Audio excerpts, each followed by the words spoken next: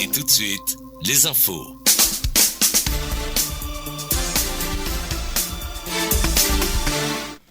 Vendredi 16 mai 2025, messieurs, dames, merci d'être à l'écoute de la 107 MHz. Bonjour et bienvenue dans Gakwa Info Midi. À la présentation, Alkamatou Maman Bachir et Daouda Garba Jozaou. Au sommaire de cette édition, la filière bétail viande crue ECO demande des clarifications sur l'interdiction d'exportation de bétail, une demande qui intervient après la modification de l'arrêté du 9 mai et le message radio du ministre de l'Intérieur portant extension de bétail en voie d'exportation. Les détails dans ce journal. Le gouverneur de la région de Maradi prend un arrêté portant introduction de circulation des motos dans plusieurs communes à compter du 25 mai 2025, une mesure prise pour beaucoup plus sécuriser la population. La prise des antibiotiques sans prescription ni avis d'un médecin est dangereuse sur la santé humaine et pourtant c'est ce qui est en train d'être fait par de nombreuses personnes. Les détails dans un reportage. Au Gabon, l'ex-président de Chi Ali Bongo Ondimba et sa famille ont été libérés et arrivés à Luanda. Bonjour à toutes et à tous, comme annoncé dans le titre. Le ministère du Commerce a modifié l'arrêté du 9 mai 2025 portant l'interdiction d'exportation de bétail. Le nouveau arrêté en date du 14 mai donne des prérogatives aux agents assermentés du ministère du Commerce, agents vétérinaires, douanes et autres forces de défense et de sécurité à constater et réprimer les infractions aux dispositions du présent arrêté. Autre disposition prise dans ce cadre, c'est l'interdiction de l'exportation vers le Nigeria et l'Algérie. Pour l'heure, les exportateurs ne savent plus quel arrêté appliquer. Ils demandent des clarifications. Ousmane Ali, président de la filière bétail viande crue de Maradi. Nous sommes en face de deux arrêtés. Le premier arrêté du ministère du Commerce, lui, il interdit carrément l'exportation des animaux, surtout les frontières. Maintenant, le deuxième arrêté du ministère de l'Intérieur, référence du premier arrêté du ministère du Commerce, lui, il interdit l'exportation sur des frontières qui est de Nigeria et l'Algérie. Et c'est un peu compliqué pour nous. On ne sait pas parmi les deux arrêtés quel arrêté qui va être maintenant mis en œuvre. Après la concertation, donc, nous avons soumis les deux arrêtés aux juristes pour nous faire part des deux arrêtés, pour nous clarifier maintenant l'effet des deux arrêtés. Nous sommes à l'écoute. Je profite des micros vraiment pour lancer un appel à tous les commerçants de bétail de rester calmes parce qu'il y a des échos qui circulent.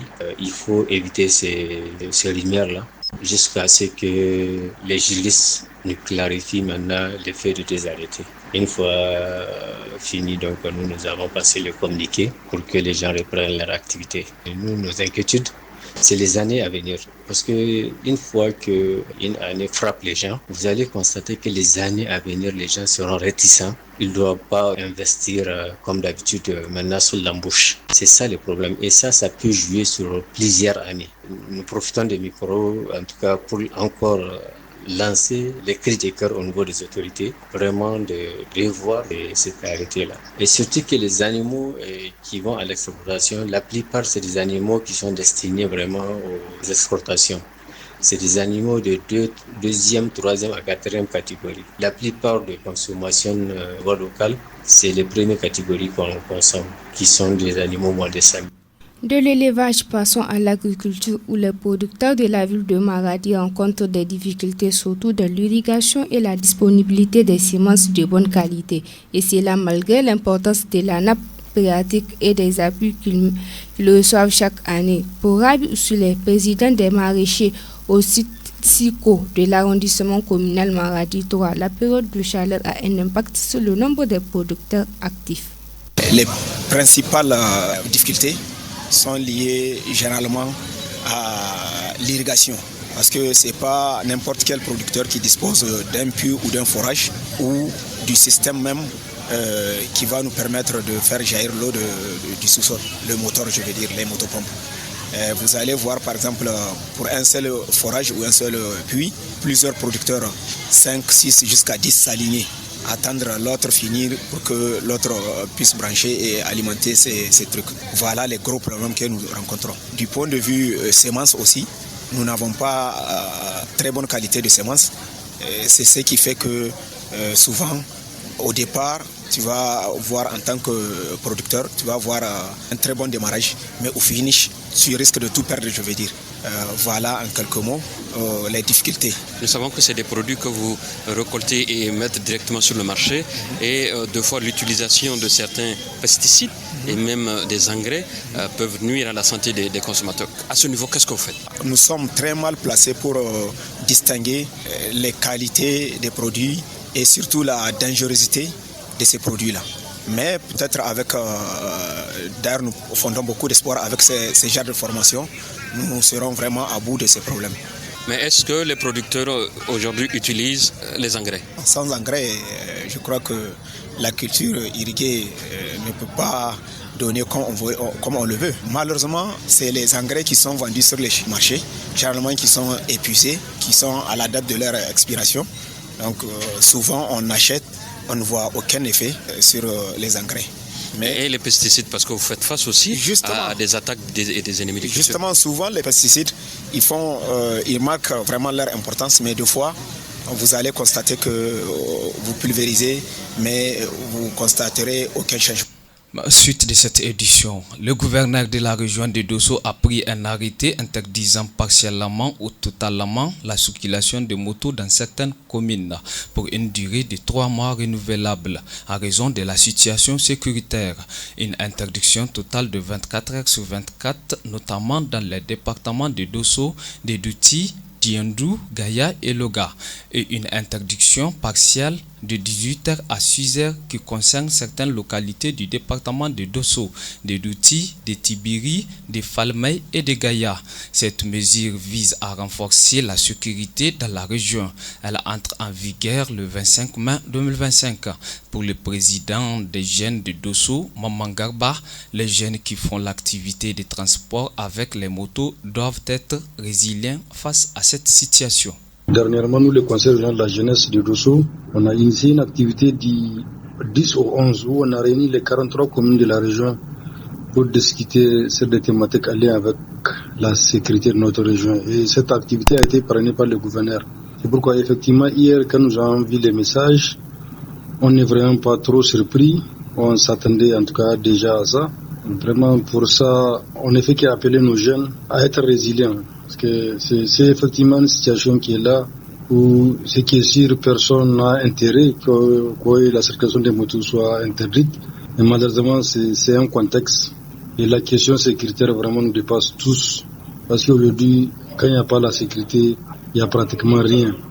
En tout cas, ce que nous suggérons ou ce que nous souhaitons, parce qu'il faut aujourd'hui le dire, beaucoup sont ces jeunes qui se retrouvent à travers les taxis motos, communément appelés Kabu. Notre souhait, c'est que vraiment l'État prenne les dispositions pour que ces jeunes puissent être occupés.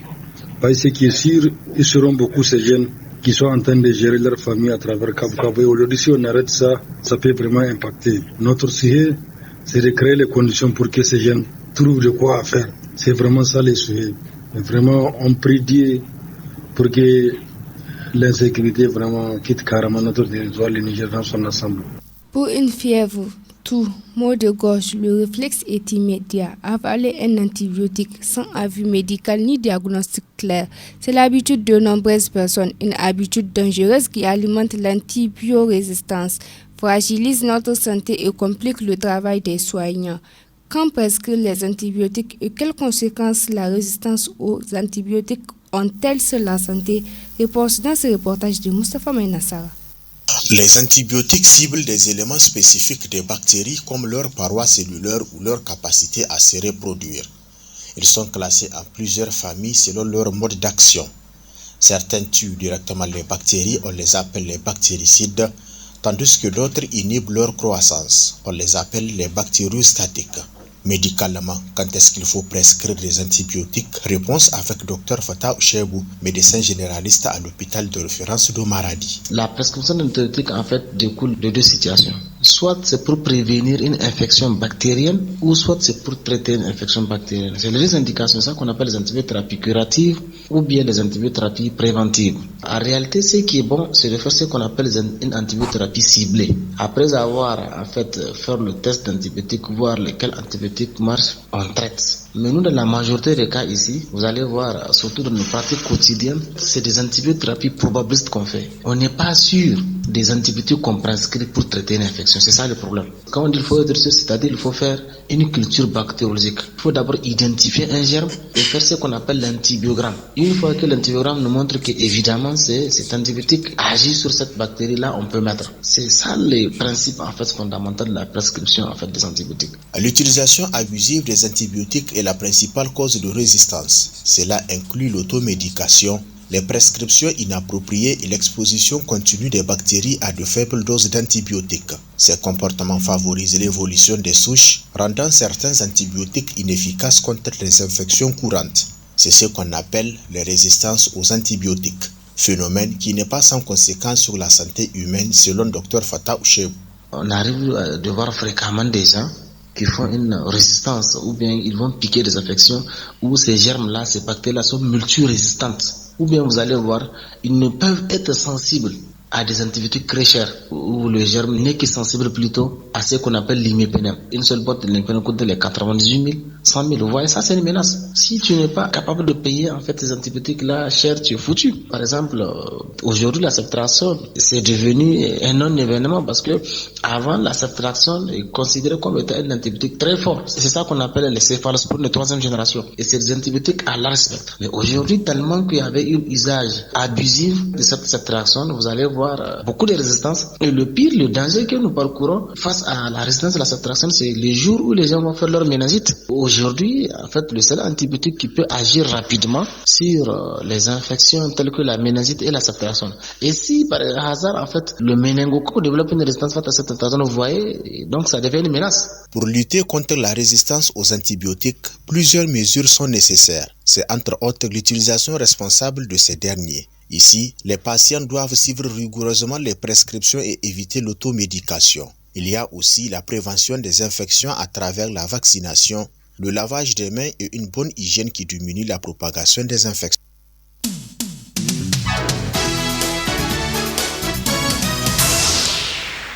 Actualité internationale, l'ex-président gabonais de Chi Ali Bangou Odumba et sa famille ont été libérés et sont arrivés à Luanda, a annoncé ce vendredi 16 mai la présidence angolaise, publiant des photos sur les réseaux sociaux. Ibrahim Abdul Karim avec les détails. La nouvelle intervient 5 jours après la sortie des prisons de l'épouse d'Ali Bongo, Silva et son fils Noureddin, selon des sources. La famille était détenue depuis le coup d'État mené par le général Brice Clotaire Oligui Nguema en 2023. 5 jours après la sortie de prison de l'ancienne première dame Sylvia Bongo et du fils d'Ali Bongo Noureddin, Luanda a annoncé que l'ancien président de Chi, Ali Bongo Ondimba et sa famille a atterri en Angola. La mesure met ainsi fin à 19 mois de captivité à Libreville après le coup d'état du général Brice Clotaire Oligui Nguema. À la suite des initiatives du président de la République d'Angola et président en exercice de l'Union africaine, Joao Lourenço, auprès du président Brice Oligui Nguema du Gabon, la famille Bongo a été libérée et vient d'arriver à Luanda, a indiqué la présidence sur les réseaux.